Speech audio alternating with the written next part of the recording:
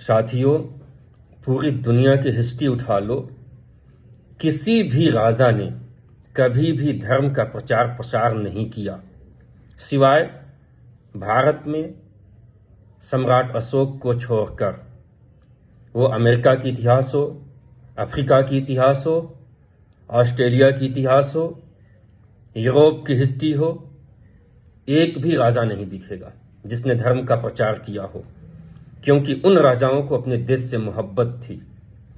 राजाओं को पता थी कि धर्म वो जहर है, अगर एक बार भी किसी ने पी लिया तो इंसान नहीं मरता, देश मर जाता है, देश खत्म हो जाता है, देश विखंडित हो जाता है।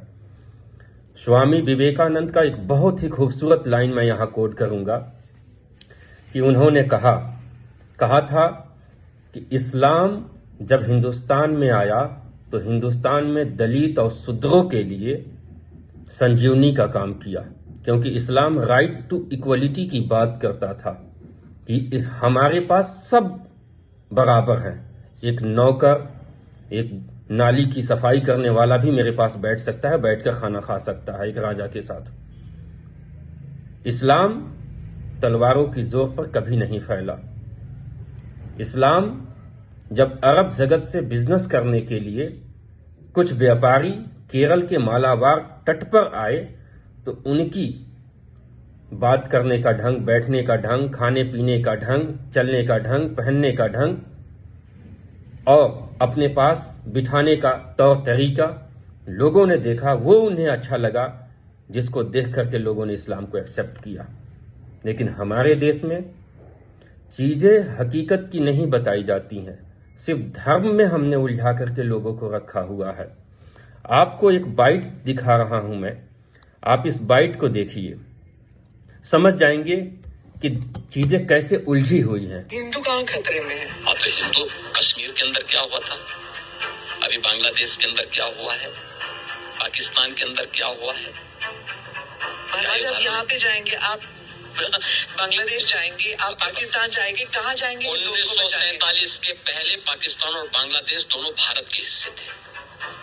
इतिहास है, इस सच्चाई को आप भी जानती है, मैं भी जानता हूँ, पूरा भारत ये जानता है। हम उस सच्चाई को कैसे भूल सकते हैं? क्या पाकिस्तान में हमारी हिंगलाज माता का मंदिर नहीं है क्या आप इसको भूल जाएंगे? क्या बांग्लादेश में माता ढाकेश्वरी का मंदिर नहीं है क्या?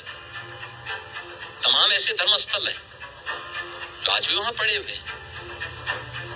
हिंदुओं के साथ किस प्रकार का व्यवहार हुआ? इसीलिए तो सीए कानून लाई बीजेपी की सरकार, जो हिंदू यहाँ आना चाहते हैं। हिंदुओं की आने देने की बात नहीं कर रहे हैं, जो आ चुके हैं। आखिर इन लोगों ने जो यहाँ पर इस्लाम खतरे में बात कर रहे हैं, उन हिंदुओं का भी इन्होंने यहाँ विरोध किया था। आप अनुमान करिए कि भारत में ही वो हिंदुओं का विरोध कर रहे हैं, तो पाकिस्तान और बांग्लादेश के अंदर क्या हाल हो रहे होंगे? हिंदू कहाँ खतरे में है? अब आप ये तय करें कि यह बाबा जी एक बहुत ही सम्मानित ओहदे पर बैठे हुए हैं। उत्तर प्रदेश जैसे राज्य का कमांडर इनको बनाया गया है, इनकी हाथों में बागडोर है इस प्रदेश की।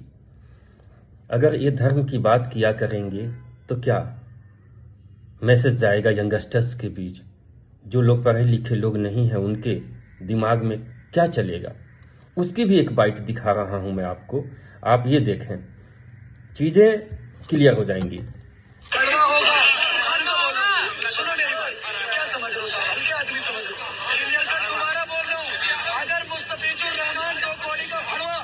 आईपीएल में खेलेगा, मैदान में खेलेगा, उसी मैदान में मारेंगे और शाहरुख खान को भी मारेंगे अगर अपनी टीम में खिलाएगा। और नहीं, सुनो, आप करो शाहरुख खान को मारोगे।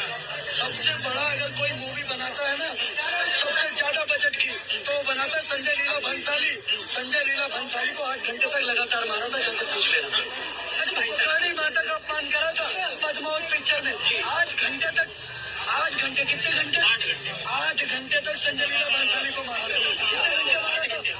अमित शाह जी का फोन आया कि भंसाली को छोड़ दो, 1 घंटे और मारा।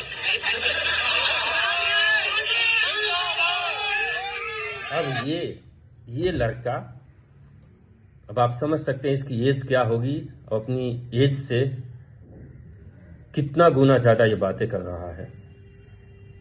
इसको यहां तक पहुंचाने की जिम्मेवारी किसकी है कि एक 30-32 साल का लड़का जो यहां तक कह सकता है कि हमारे देश के गृह मंत्री अमित शाह जी का फोन आएगा, उसके बाद भी मैं नहीं छोड़ूंगा, उसके बाद भी 1 घंटे तक मारा, यानी अमित शाह की कोई वैल्यू नहीं है इस देश में।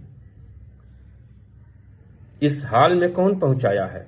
अगर हम लोगों ने धर्म की सियासत ना की होती, हमें क्या मतलब भारत और पाकिस्तान से, ऐसा पाकिस्तान और बांग्लादेश से? क्यों हम भारत पाकिस्तान बांग्लादेश करते हैं? हमें अपने देश से मतलब होनी चाहिए, हमें अपने देश के नागरिकों से मतलब होनी चाहिए। जो हमारे देश का नागरिक है वही हमारा वफादार है। कोई चीज गलत है तो उसके लिए पुलिस है, सिस्टम से हम काम कर सकते हैं। लेकिन नहीं, आज धर्म में हमको इस कदर उलझा दिया गया है कि हम आपस में उलझ कर रह गए हैं। जिस दिन धर्म से यह देश ऊपर उठ गया, 5 साल में दुनिया का सबसे ताकतवर मुल्क बनकर निकलेगा ये देश। लेकिन हमारे देश के बड़े बड़े नेताओं को ये बात समझ में नहीं आती। इसके लिए हमें और आपको आगे निकलना होगा, इन नेताओं को बायकॉट करना होगा, इनकी स्पीचेस, इनकी भाषा बिल्कुल नहीं सुनना है। या जो हिंदू मुस्लिम करे वहीं उसको पकड़ के पीटो। कोई भी किसी भी संगठन का कोई सदस्य हो, तब जाकर के हम अपने देश को मजबूत बना पाएंगे और देश के लिए कुछ कर पाएंगे। आपसी मोहब्बत, भाईचारा ये बढ़ानी बहुत जरूरी है। हमारे खुद इतने दोस्त हैं, पंडित हैं, ब्राह्मण हैं। मेरे फोन में 4000 नंबर हैं, इसमें 3000 तो ब्राह्मणों के हैं। यार, हम घर आते हैं, जाते हैं, बैठ के खाना खाते हैं, वो हमारे घर आते हैं। कभी आज तक कोई भेदभाव नहीं हुआ। लेकिन ये चंद लोग हैं जो समाज को बांटना चाहते हैं। क्या आप चाहोगे कि हम आपस में बट के रह जाएं? अगर नहीं तो घरों से निकलो, कम से कम अपने परिवार के लिए नहीं, देश के लिए तो सोचो, जिससे हमारा देश मजबूत हो सके। अगर हमारा देश मजबूत नहीं हुआ तो हम आने वाली जो हमारी नस्लें हैं, हम उनकी जिंदगी बर्बाद और तबाह करने जा रहे हैं।